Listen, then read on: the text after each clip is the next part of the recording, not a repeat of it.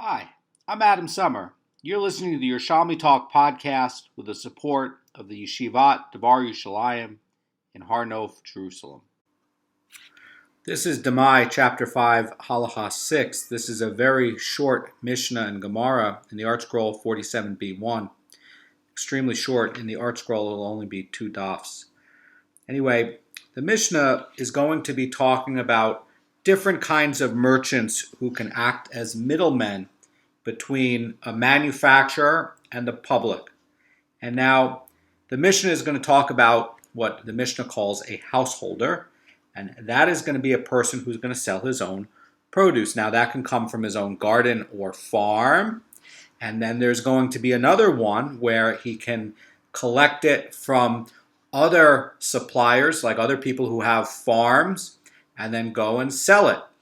And effectively, the people who have their gardens will be supplying this guy because it's a way for them to sell their own merchandise. Maybe they don't have enough quantity to go to the shuk or something like that, or to open a store, yet they want to sell something and make a little bit of parnasah.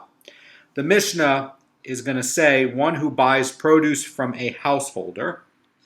Now, this is going to be a question about who is this? Is this going to be an Amma Aretz, or is this going to be a Chaver? And the Chazan Ish in his Demai 12:17 is going to say that the Mishnah must be referring to a householder who is an Amma Aretz, because a Chaver would not sell untithed produce. And as you can see, coming up in the Mishnah in very shortly, it's in the next Mishnah, it's going to be forbidden. You can't sell untithed produce with a couple of exceptions. And we're going to get into those exceptions coming up. But if the householder were a haver, there'd be no need to discuss whether the buyer must tithe the householder's produce. Why? He's exempt, because the haver, as we've been covering, is supposed to take out the tithes. Now, this is clearly not a wholesaler. If this were a wholesaler, the haver would not have to take out the tithes. But we're talking about a householder. This is a guy who's selling in small quantities, whether it was tithed or not. And so the haver in that case would know, okay, I'm selling a large enough quantity that this particular transaction is going to count as a wholesale. And then he'll have to inform that, okay, well, this has not been tithed and this is a wholesale transaction. That's what the haver would have to do. Or if it's a small enough transaction where it doesn't count, then the buyer doesn't need to worry about it, because if it's a haver that you're going to, the haver is responsible to take out the tithes. But if this is an Amma Aretz and you're buying from the Amma Aretz, then you're going to have to worry about taking out the tithes. There's a very big cost in Judaism to going to the Amma Aretz for transactions. It looks like you might be getting the grain or whatever in a much cheaper way and you're paying less, but actually you're paying more, because the amount of time and effort you need to do to go figure out the tithes and the complexity of the laws and how to do it correctly is just not worth it. So the Mishnah says one who buys produce from a householder and then buys produce from him a second time may take tithes from one purchase for the other purchase. Now, the Rambam, in his commentary in the Mishnah, is saying that a householder is assumed to sell what he grew on his own land, and consequently the status of all his produce is uniform. Either it's all tithed or it's all untithed. And that's the theme that keeps coming up here when you're going to these people who could have different suppliers. Either the guy is tithing everything or he's tithing nothing. And part of the problem is, if you're getting now from multiple suppliers, is maybe some of the tithes are going to be tithed, and some of the produce will be tithed, and some will not be. And that's what we're worried about. That's what chapter 5 is so concerned about. Now, the Mishnah is going to continue, and it's going to say that even if he purchases from 2 boxes, and even if they were from 2 towns. So the idea here is, even if the produce that he purchased on one occasion was stored in a different box, the buyer doesn't need to be worried that the second box contained produce from another grower. The idea is that this guy is small enough with a small enough garden. It's not even a big workable farm. It's like a garden in his backyard, and he sells some vegetables. And he has a couple of different boxes. Well, you don't have to worry that this came from another guy's farm, because this guy clearly is selling from his own garden. However, caveat's going to be coming up from that. What happens if this householder is now getting from other gardens? So the Mishnah says even from two towns, and this could be where, even though the buyer met the householder in another town and he made a second purchase from him there, he may still tie the two purchases as one, because the presumption is that the householder is only selling his produce. The Mishnah continues, it says, if a householder was selling vegetables in the market, the law is as follows. So far the Mishnah is talking about a householder who's going to be selling produce from his home or right out of the field or a booth that might be on the road, or maybe he's even traveling.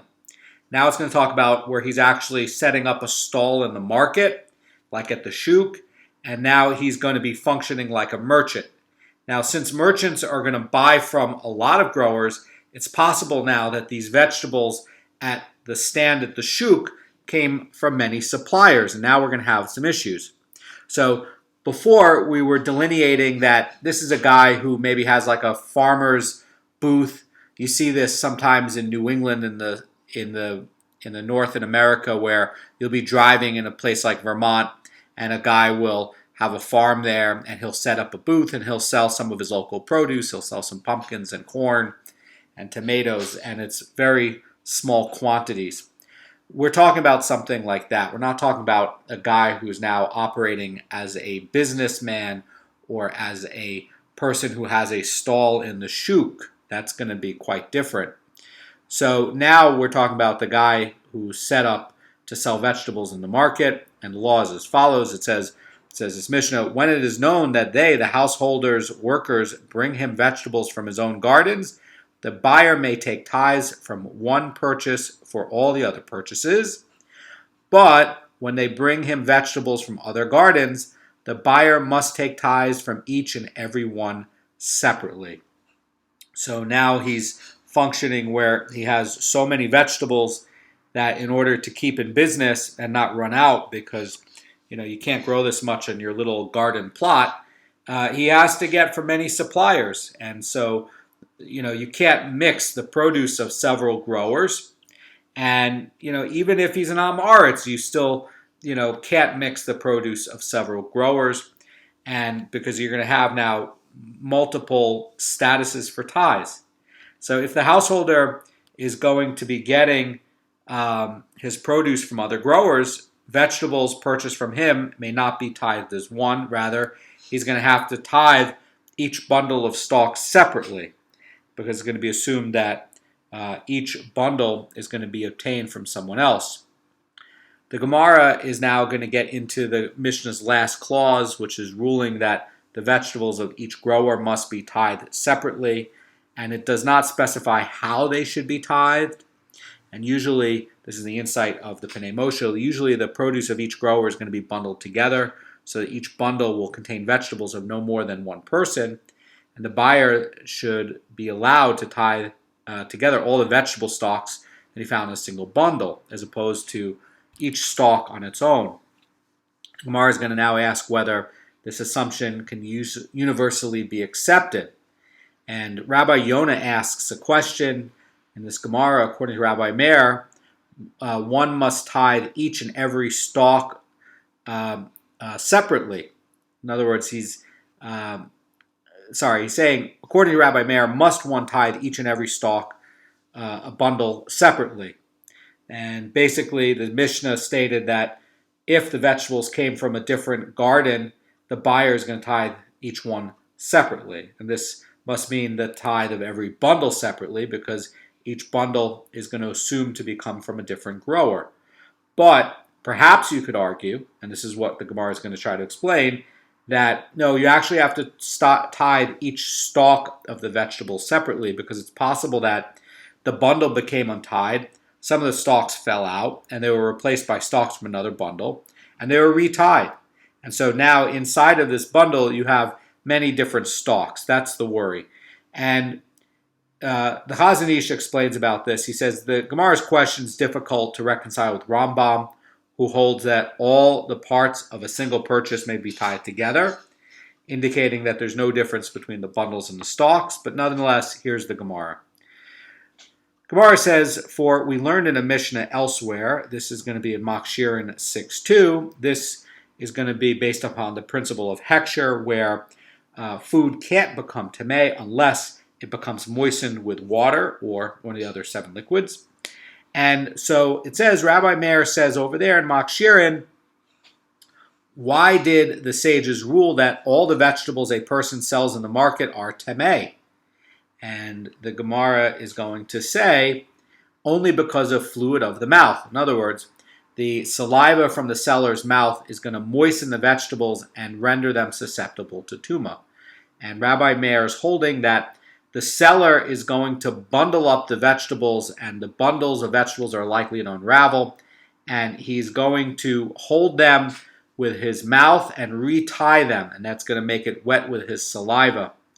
Now, Rabbi Meir's ruling is based on the premise that bundles tend to unravel, and the Gemara is going to ask, how would Rabbi Meir rule in the case of our Mishnah?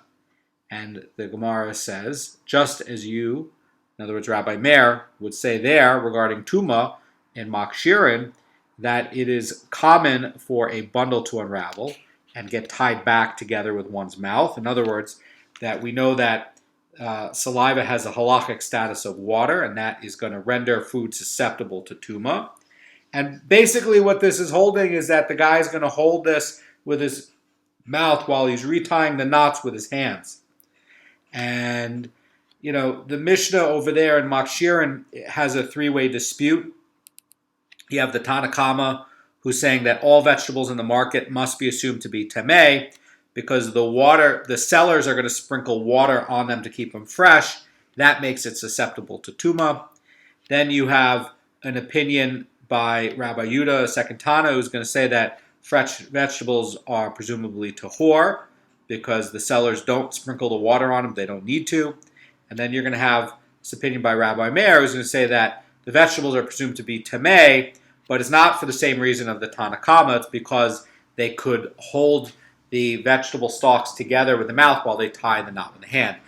That would be true, by the way. What Rabbi Meir says halachically would be the case. The question that we're asking is, do you assume that when you're going to the market that it's going to be tamei or tahor? The halacha is going to be that you're going to assume that they're going to be tamei in these cases. And the reason for the Tanakama is going to be because they're sprinkling with water, and that would be totally true. That would make it with hechsher. And over here, with Rabbi Meir's point, if a vegetable seller did do that, that would make it susceptible to tumah. The question is going to be, in the case of the majority of the sellers, if that's going to be why it's going to be tamei or tahor. It's going to be a deeper Talmudic argument. But no question, if somebody did that, there's no dispute that it would become tamei.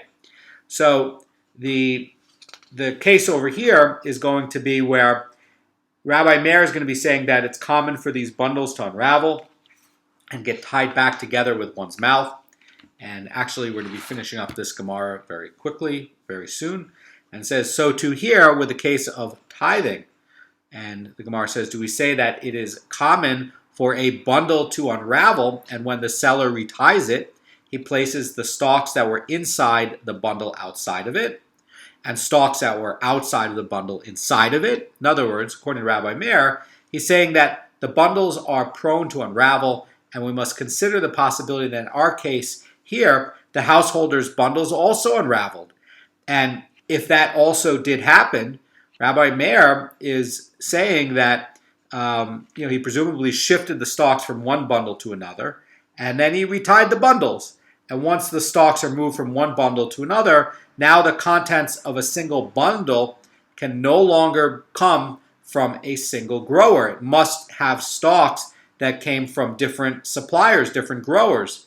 And now the buyer must tithe each and every stalk separately rather than the bundle as a whole. That, by the way, would be true if you knew for sure that the bundle now had many suppliers in it. That would be the case. However, the question is going to be over here, in this case, is this how Rabbi Meir would rule here? And the Gemara is going to move on and talk about a householder who sells vegetables in the market.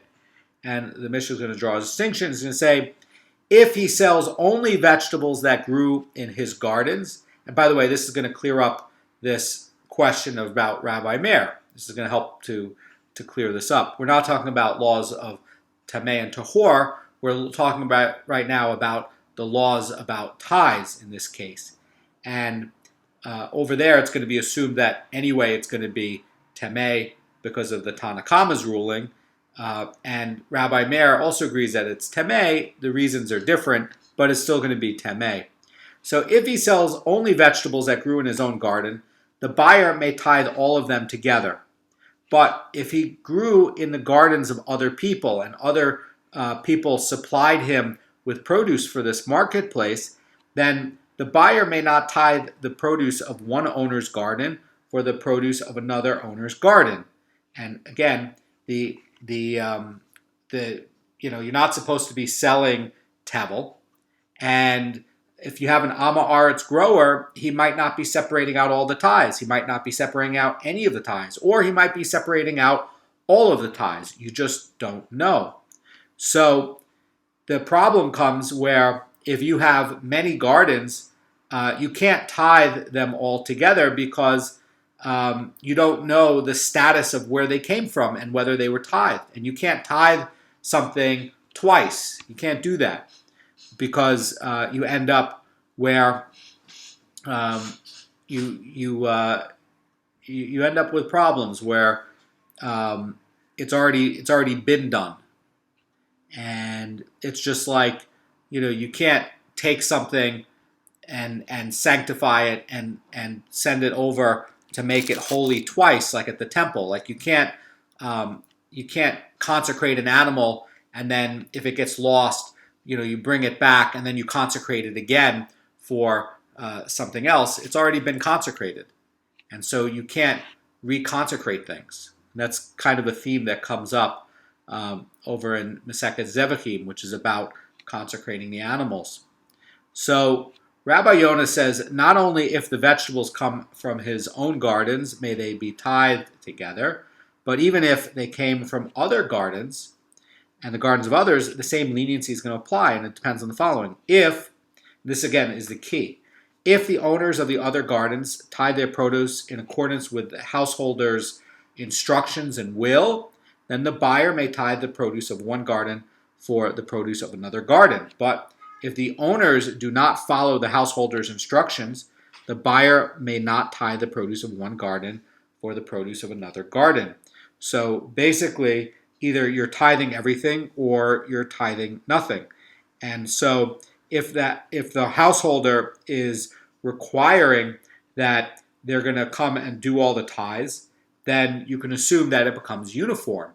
And if he's not going to make that requirement on the gardeners, and they're coming and supplying stuff, and they didn't get ordered to make it the tithes, then you have to go ahead and you have to do the tithes individually. You can't make the tithes for this, for that, or do one set of tithes to cover everything. You can't. You have to separate out the tithes of each thing individually. Have a great day.